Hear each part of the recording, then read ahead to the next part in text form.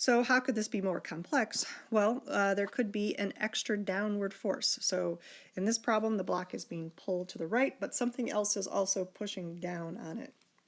You can imagine that to be anything you want. Maybe it's wind, maybe it's a person, however you want to think about it. Maybe there's a magnet or something like that. But what we're saying is that there's some extra force down, and I haven't really been told what type of force it is, so I'll just call it F.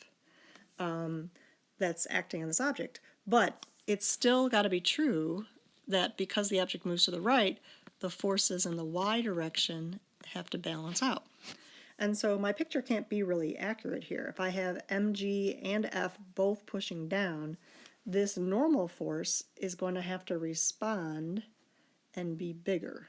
Okay, so my normal force is not a set amount for every situation or every block.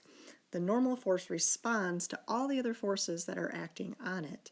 And so in this case, my normal force minus mg minus this extra force that's being applied has to equal 0. Or my normal force is going to be mg plus F. My extra 20 newtons pushing down.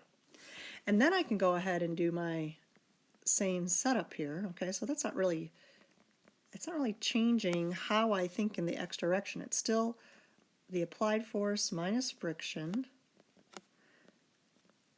My applied force is 14 again.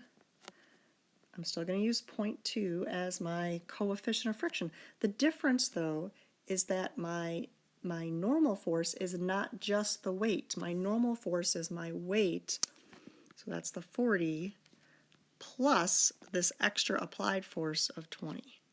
And so my normal force is 60. So that's the difference here. My mass, 4 kilograms, times my acceleration. So 14 minus, now this ends up being 12. So 14 minus 12 is 2.